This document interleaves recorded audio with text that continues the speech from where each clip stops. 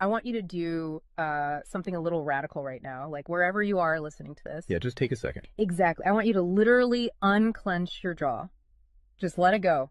Drop your shoulders. Most of us don't even realize we're tensing up, you know? Right. And look, I don't care if you just finished, a grueling 12-hour shift on the hospital ward, or if you just stepped off a loud, dusty job site. Or even if you're just mentally exhausted from staring at screens all day long. Leave it at the door. It's over.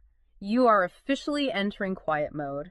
So just take a deep breath. That's the baseline we need for this. It really is. And now I want you to look at the phone sitting next to you, or maybe the smartwatch on your wrist. Every single time that screen lights up, every time it buzzes, it steals exactly 23 minutes of your life. Welcome to the deep dive. It really is a staggering number to confront when you put it like that. 23 minutes Yeah. from one buzz. Yeah, because we tend to measure interruptions in like the seconds it takes to glance at a screen, right? Whoa! We completely ignore the massive cognitive debt we incur the moment we look away from our deep work. And that cognitive debt, that is exactly the central target of our mission today. Okay, let's unpack this. We are exploring The Sovereign Architect's Guide by Chillstar 08. Specifically, episode 6, which is titled Deep Work Dynamo, How to Finish Your Week in 4 Hours. Right. And if you remember in our last deep dive, we talked about installing the drawing those boundaries and reclaiming your personal space. But clearing the space is just step one. It actually reveals a much deeper, much more intimidating problem. Yeah, the void. What are we actually supposed to be building in that silence we just fought for? Because if we don't have a blueprint, the noise of the world is just going to rush right back in to fill it. Oh, for sure. We have this natural horror of a vacuum. The second our schedule opens up even slightly, our instinct is to pack it with activity. We just have to be doing something constantly. Exactly. We are culturally conditioned to equate motion with progress. Yeah. But Chillstar 08 introduces a really brilliant distinction here. She talks about the trap of idling. I love this concept so much. Think about a car engine, right? Mm-hmm. The engine is running, the pistons are firing, it's burning through all this expensive fuel, making a ton of noise and vibration. But the car is in park. Yes, it isn't going anywhere, and that is what most of our daily quote-unquote busyness looks like. We feel incredibly productive because we are in constant motion. Right. You check a text message while you're sitting at a stoplight. Or you answer a quick email while walking from your car to the front door. You stare at a spreadsheet on your laptop while, your family dinner is sitting right in front of you, literally getting cold. And that right there is the illusion of productivity. You end your day feeling physically and mentally depleted because you were constantly doing something. So you didn't actually do anything that matters. Exactly. If you step back and evaluate your legacy, the deep, meaningful work, the art, the business strategy, the relationships. Right, the relationships that actually move your life forward. None of it progressed. You spent 8 hours idling. You were everywhere, which means you were truly nowhere. Man, that hits hard. And this brings us back to that terrifying 23-minute statistic from the research she cites. I don't want to just gloss over this. No, we definitely shouldn't. Because understanding the mechanism behind it is crucial. Why does a 5-second distraction cost us almost half an hour? It basically comes down to how our prefrontal cortex manages working memory. Your brain is not a computer processor that can just run multiple applications in parallel. Right. We can't actually multitask. Exactly. When you are doing deep work, say writing a complex proposal, your brain loads this massive fragile web of context into your working memory. Like holding all the pieces of a puzzle in your hands at once. Yes. You are holding multiple variables, ideas, tones all at once. So when your phone buzzes and you glance at a text from your partner asking about groceries, your brain is forced to execute a context switch. So it has to dump all the proposal data just to load the grocery data. It literally flushes the working memory buffer, yeah. It has to process the new rules and the emotions associated with that text message. Wow. And then when you turn back to the proposal, you cannot just pick up where you left off. Your brain has to laboriously rebuild that entire web of context from scratch. Oh, I hate that feeling. Were you just staring at the screen like, what was I even saying? Right. It has to retrieve the thread of your argument. Remember the tone you were using, recall the variables. That rebuilding process takes an average of 23 minutes of cognitive effort, And it burns a ton of energy doing that, right? massive amounts of glucose. That explains so much. I mean, that is why people hit 5 p.m. and feel physically exhausted, almost sick to their stomachs. Even if they've just been sitting in a really nice ergonomic chair all day. Exactly. They haven't been doing deep work. They've been doing cognitive gymnastics, just constantly flushing and reloading their working memory. They are burning fuel just to stay in park. So, okay, let me bring in what I like to call the transformer concept here. Because our focus is like an electrical grid. If you have, 50 browser tabs open, you are leaking energy as raw, unusable heat rather than concentrated light. That's a great way to look at it. So if we are all acting like our focus is this cheap renewable resource, how do we stop being what Chillstar '08 calls a subject to the pings of the world? I mean, how do we actually become the architect of our attention? Well, what's fascinating here is how she frames the philosophical shift we need. She says utility does not equal value. Oh, say that again. Utility does not equal value. Right. In the modern workforce, we have been completely conditioned to believe that being constantly available makes us valuable. Like if you answer a Slack message in 3 seconds, you're the hero. Exactly. You are praised as a good worker. Or if you jump on a Zoom call with like 5 minutes notice, you're a team player. But that is just utility. I mean, being highly available makes you a commodity. You're like a human router just passing information back and forth. And routers are easily replaced. True sovereignty, true value comes from being impactful. You simply cannot make a deep, lasting impact if your attention is constantly fractured by the agendas of other people. Yeah, when you operate like that human router, you are spending your finite, precious Mondays executing someone else's script. You're a subject to the pings of the world. Okay, so we know the biology of why this destroys our focus, and we understand the philosophical trap of, trying to be too available, but how do we actually fix the mechanics of our workday? We have to build the deep work dynamo. Right. So think of your attention like water pressure. If you poke 50 tiny holes in a garden hose, open browser tabs, email notifications, group chats. The water just trickles at the end. Exactly. You cannot wash a car with a trickle. You're just making the driveway wet. That's true. So the Dynamo Audit she lays out, it's about putting a high pressure nozzle on that hose.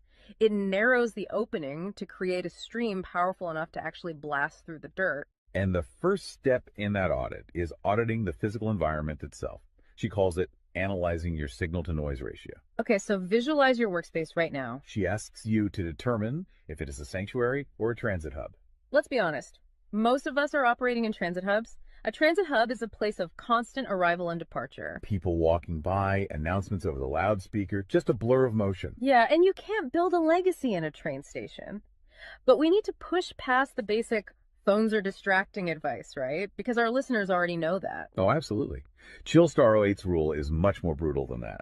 She says if the phone is even sitting on your desk, even face down, it is acting as a parasite on your cognitive grid. A parasite, just by being in the room. The research supports this entirely, by the way. The mere presence of a smartphone in your visual field, even if it is completely powered off, measurably reduces your cognitive capacity. Because your brain is having to actively expend energy to ignore it, right? Exactly. It is running a background process that just keeps saying, don't check the phone, don't check the phone. That is energy being actively stolen from your primary task. So sovereignty literally begins the moment you physically remove the device from the room, put it in a drawer down the hall. Close the door. Make the physical environment quiet. But okay, let's say you've done that. That doesn't stop your own brain from creating internal noise, right? Like trying to juggle 5 projects at once. How do we fix the internal wiring? That brings us to the second pillar of the audit, which is the batch wiring rule. This directly addresses the danger of switching fatigue, which we touched on with that 23-minute penalty. Right, the cognitive glucose burn. Yeah. When we attempt to multitask, like writing a creative brief, then pausing to check inventory levels, then answering 3 customer service emails. And then trying to go back to the brief. Right. We are grinding our mental gears to dust. We are switching between entirely different cognitive states. Because creative writing uses a completely different part of the brain than calculating inventory, obviously. They require entirely different operating frequencies. So the batch wiring rule dictates that you must group similar tasks together based on their cognitive load. Okay. And you do not switch the current until that specific type of work is completely done. You do all your deep analytical thinking in one high voltage burst. And then you save all your reactive administrative stuff for a separate lower voltage block later in the day. Precisely. It's all about staying in one gear. Like if you are driving up a really steep hill, you don't constantly shift between first gear and fifth gear. You lock into the gear that provides the right torque and you just ride it out. That's a perfect analogy. But okay, here's where it gets really interesting. This leads to the third pillar of the audit, and this is where I actually need to seriously push back on the source material a bit. She calls this the zero access window. Ah, yes. This is usually where the resistance starts for people.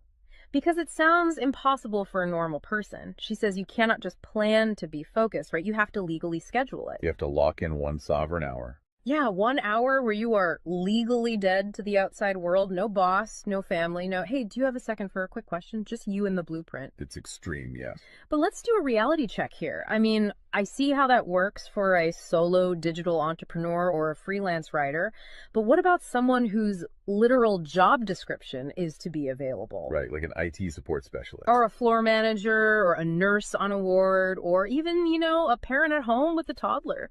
How do they justify just vanishing? It feels like this advice only applies to a very specific, privileged type of worker. That is the most common and, frankly, the most valid hurdle to this entire system. But we really have to look at how the principle scales, and we have to look at the internal psychology of the worker. Okay, walk me through that. First, let's address the context of Chillstar '08's own life. She is not some solitary monk living on a mountain. She is a wife, a mother, and a grandmother. Oh, wow. Okay. Yeah, and she runs a luxury travel agency and a digital marketing business.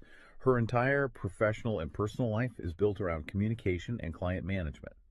She probably receives hundreds of legitimate demands on her attention every single day. So she is really in the thick of it. She isn't just speaking from some ivory tower. Far from it. She implements the zero access window because of those demands, not in spite of them. Now, for the IT manager or the nurse, obviously, you cannot vanish while on active duty if your role is acute response. Right. You can't ignore a burning server or a patient monitor. Exactly. But the principle applies to the deep work surrounding the active duty, the scheduling, the charting, the strategic planning. Even in highly reactive jobs, there is legacy work that gets pushed to the margins. That makes sense. And the challenge isn't just logistical, it is deeply psychological. It's the internal guilt, isn't it? Yes, exactly. People feel like bad employees or bad parents or bad partners when they set a hard boundary. Yeah. We tie our entire self-worth to our responsiveness. We think, if I am not instantly available, I am failing them. Man, that is so true. We feel guilty for taking an hour to ourselves. But setting a zero access window is not about neglecting your family or your team. It is about condensing your high level work into massive, high impact bursts of energy so that you can actually be present later. Wow. Okay. Consider the alternative. If you don't carve out that absolute focus, you end up giving your family or your team partial fractured attention for 12 hours straight. Exactly. You are physically at the dinner table, but mentally you are drafting an email. Or you are sitting on the floor playing with your kid, but you're checking a Slack notification over their shoulder. You are trading constant low quality availability for scheduled high quality presence. It is entirely about communicating boundaries to protect the quality of the time you do give people. You tell your team, look, I am going offline for 60 minutes to finish this crucial report. If the servers literally catch fire, call this specific emergency number. Otherwise, I will address all questions at 11:00 a.m. Right. You aren't vanishing to hide. You are vanishing to get the work done efficiently so you can actually live your life. Which brings us to the ultimate why behind this entire system. Because once you fight through that guilt, once you build this 4-hour fortress, you have to know what it is all for. It's not just about becoming a hyper-efficient robot. No, because if you use these tools just to do more of your boss's busy work or to take on 3 more stressful projects, you have entirely missed the point.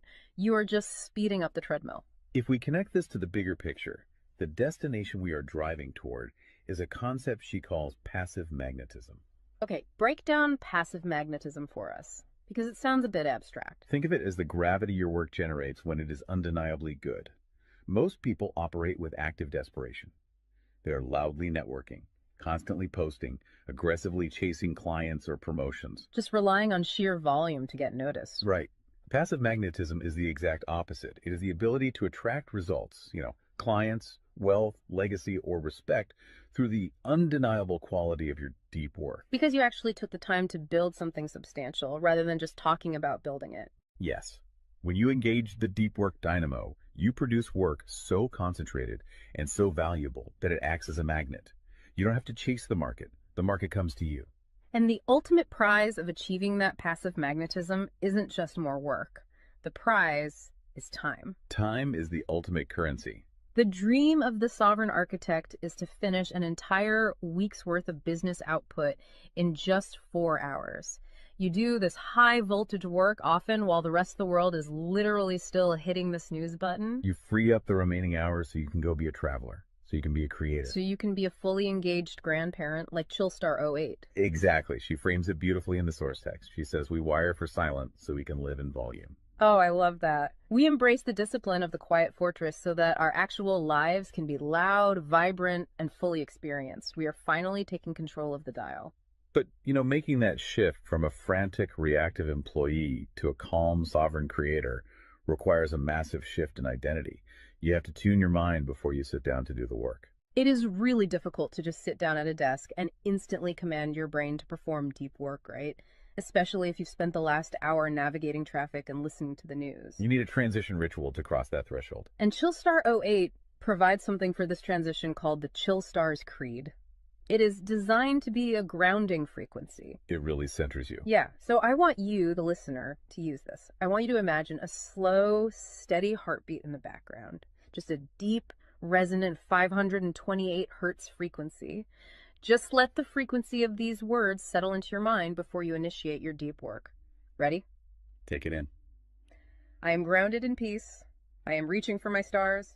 My light is my own. I am a star and I will shine bright. I will reach for the sky. I release what was. I embrace what is becoming. Using a creed like that is just such a powerful behavioral trigger. It really shifts your state. When you speak those words, even just internally, you are consciously reminding yourself that your light, your focus, your energy is your own. It does not belong to your inbox. This does not belong to the algorithm. Right. You are releasing the frantic energy of the morning and embracing the sovereign focus of the architect. So we always want to translate this high-level theory into ground-level reality for you. We don't want you to just listen to this and go right back to idling. Definitely not. Here's your 1% install. This is your micro win to take action on this deep dive immediately. Tomorrow morning, before the world starts demanding your attention, before you check a single news site or open your email, I want you to set a timer for exactly 60 minutes. Put your phone in another room entirely. Yes, physical distance. Do not open any extra browser tabs. Pick one legacy task, just one, and flip the switch on your very first sovereign hour. And be prepared for it to feel incredibly uncomfortable at first. Your brain will crave the dopamine hit of a notification. Oh, you will feel an almost physical itch to check your messages. But if you can sit in that silence, if you can endure that initial friction, you will watch the dynamo start to spin. You will enter that flow state, and the old blueprints of hustling and grinding will be completely burned away. And look, if you want the actual templates to automate this piece, the specific tools and step-by-step guides to build the system out completely and protect your location-independent freedom, you can join the Sovereign Fortress on the Chillstar 08 school community. All the blueprints are there waiting for you. They really are. As we wrap up this deep dive, I want to leave you with one final thought to explore on your own. We have spent this entire session talking about the mechanics of work. We've talked about condensing your week's output into just 4 hours of pure, undistracted focus. But if you actually achieve that, you're going to be faced with a beautiful, kind of terrifying question. What's that? Who are you going to become in the remaining 164 hours of your week? What if your true legacy has absolutely nothing to do with what you produce while you are busy, but entirely to do with who you are when you are finally completely silent? Wow. Unclench that jaw. Drop those shoulders. Step into the quiet. Go be great and flip the switch. We'll see you on the next deep dive.